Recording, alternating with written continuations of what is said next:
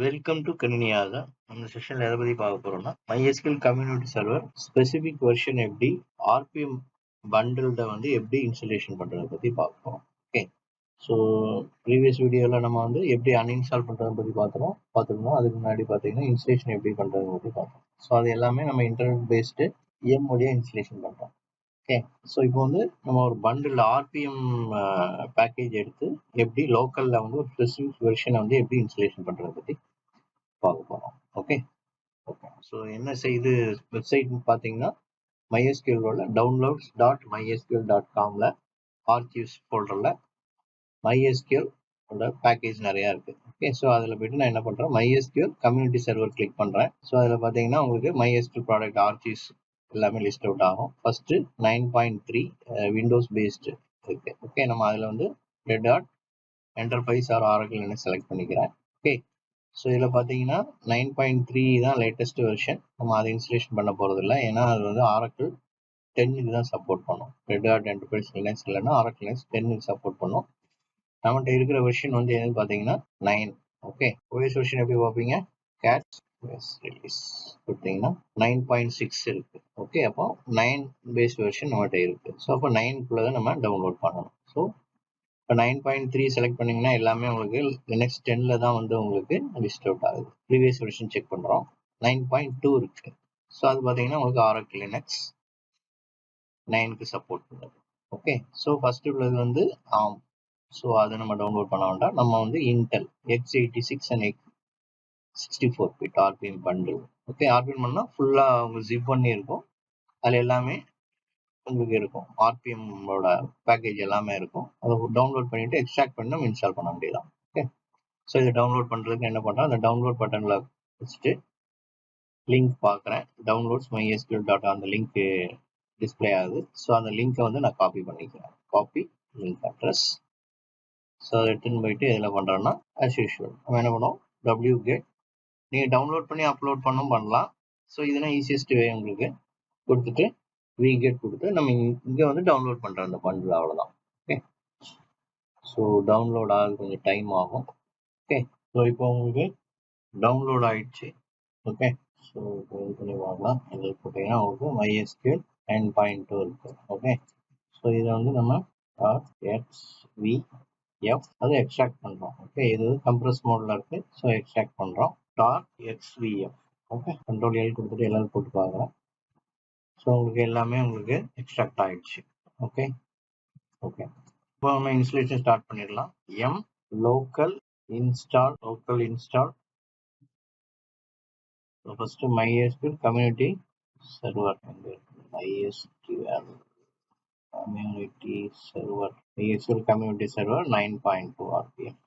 So இந்த package எல்லாமே install பண்ண சொல்லுது. நம்ம என்ன பண்ணலாம்னு பார்த்தீங்கன்னா MySQL கம்யூனிட்டி ஸ்டார் தரலாம். அப்படி கொடுத்தா எடுத்துக்கா பார்க்கலாம்.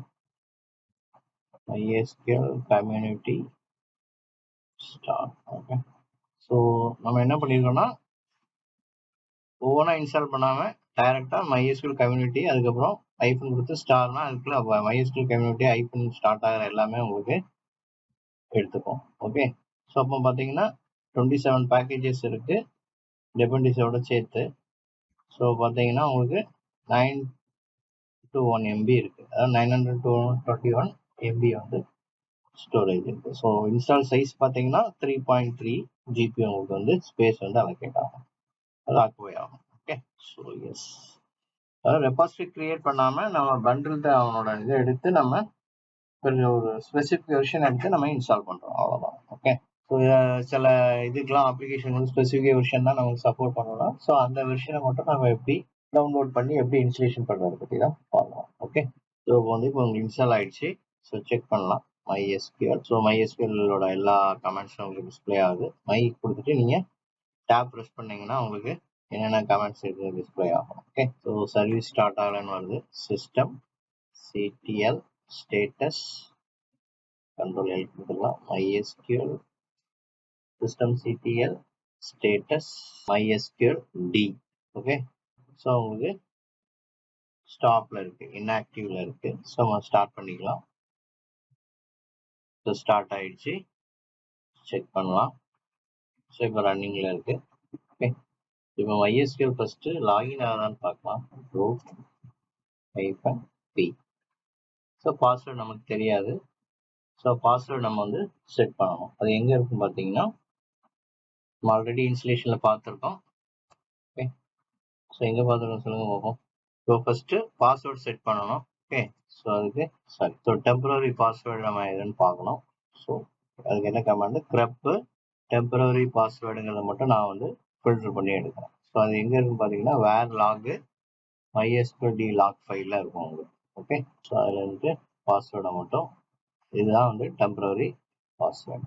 ஓகே, ஸோ இப்போ பாஸ்வேர்டு செட் பண்ணணும்.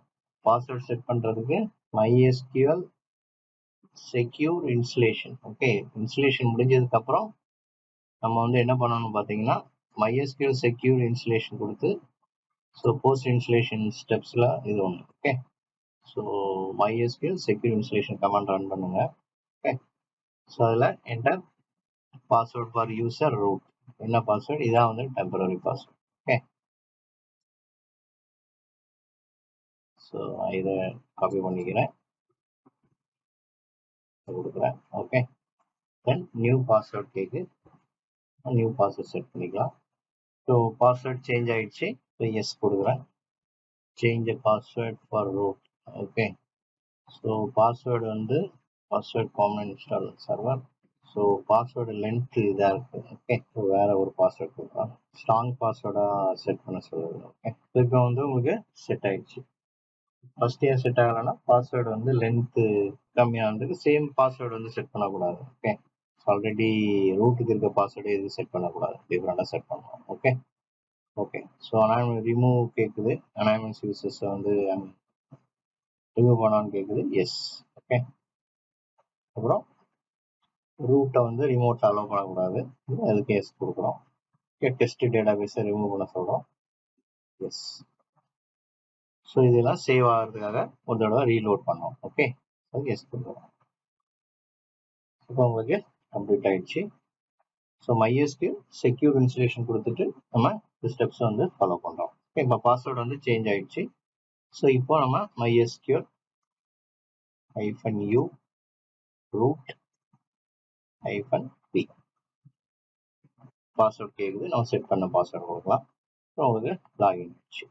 ஓகே, ஸோ இதில் போயிட்டு நீங்கள் -h கொடுத்தீங்கன்னா உங்களுக்கு ஹெல்ப் எல்லாமே உங்களுக்கு டிஸ்பிளே ஆகும். ஸோ அந்த சீனை கிளியர் ஸ்டேட்மெண்ட் இது கிளியர் பண்ணணும், நீங்கள் /c கொடுத்தீங்கன்னா உங்களுக்கு கிளியர் ஆகும். ஓகே, ஸோ அப்போ ஒரு பர்டிகுலர் வெர்ஷன் நம்ம இன்ஸ்டலேஷன் பண்ணணும், நம்ம இப்படி தான் பண்ணணும். ஓகே, ஒரு பர்டிகுலர் வெர்ஷனை எப்படி டவுன்லோட் பண்ணி எப்படி இன்ஸ்டலேஷன் பண்ணுறத பற்றி பார்த்தோம். ஓகே, ஸோ நெக்ஸ்ட் செஷனில் இன்னொரு டாபிக் பற்றி பார்க்கலாம். Okay, thank you.